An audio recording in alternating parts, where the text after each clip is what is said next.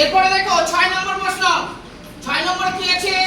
39 আর নিচে 65। এটাকে আমরা লঘিষ্ঠ আকারে পরিণত করব, অর্থাৎ ছোট আকারে। অর্ণব এদিকে বাবা। 39 আর নিচে 65 কত দিয়ে যেতে পারে? 13। তাহলে 3 13 39, 5 13 65, অর্থাৎ 3 এর 5 হচ্ছে আমাদের লঘিষ্ঠ আকারে পরিণত। অর্থাৎ উত্তর কত হবে? 3 এর 5। এটাই হচ্ছে আমাদের লঘিষ্ঠ আকার। বোঝা গেছে? এবার দেখো 7 নম্বর, সরল রেখার মাত্রা কয়টি? সরল রেখার মাত্রা কয়টি? 3টি নয়, সরল রেখার মাত্রা হচ্ছে একটি। সরল রেখার মাত্রা কয়টি? একটি। সরল রেখার শুধুমাত্র দৈর্ঘ্য আছে, এর প্রস্থও নেই, উচ্চতাও নেই। সরল রেখার মাত্রা কয়টি? একটি। অর্থাৎ 7 নম্বরে উত্তর কত হবে? একটি। কারো বুঝতে অসুবিধা? মাত্রা বলতে দৈর্ঘ্য, প্রস্থ, উচ্চতা। বইগুলোর অঙ্ক বই হোক, তারপরে বড় ডিকশনারি বই হোক, এই ধরনের, বা ঘনবস্তুর ইট, এগুলোর কিন্তু 3টি মাত্রা। দেখবে দৈর্ঘ্য পায়, প্রস্থও পায়, আবার উচ্চতাও পায়। কিন্তু সরল রেখার আমরা উচ্চতা পাই, প্রস্থ পাই, অর্থাৎ শুধুমাত্র কিন্তু দৈর্ঘ্য আছে, প্রস্থ বা উচ্চতা নেই। এই কারণে সরল রেখার মাত্রা কয়টি? একটি। এবার 8 নম্বর প্রশ্ন।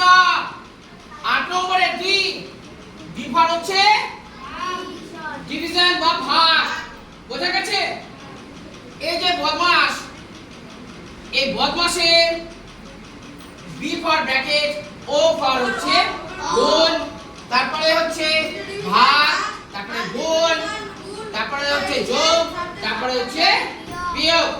এই যে মাল্টিপ্লিকেশন, অ্যাডিশন, এই যে শব্দগুলো রয়েছে প্রত্যেকটা লেটারের আলাদা আলাদা অর্থ রয়েছে। আজকে কি ছিল? আজকে হচ্ছে ডি বলতে ডিভিশন বা ভাগ। অর্থাৎ 8 নম্বরের উত্তর কি হবে? ভাগ। বাংলাতে লিখতে পারো। বোঝা গেছে? কোনো অসুবিধা নেই। সবাইকে দেখেছি বাংলাতে লিখেছো। তারপরে দেখো 9 নম্বর, 2 এর 3, 1 এর 5, 4 এর 15 কোনটি বড়? দেখছি করে নিয়ে কালার একটু চেঞ্জ করে দিলাম। লাল। লাল, ঠিক আছে, লাল। রবিবার লাল।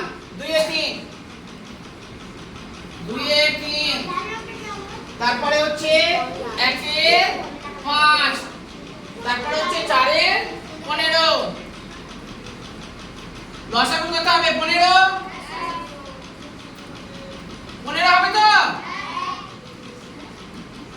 দেখে নিচ্ছি। 3 5 এ 15, 5 দুগুণে 10। কত দিয়ে যাবে?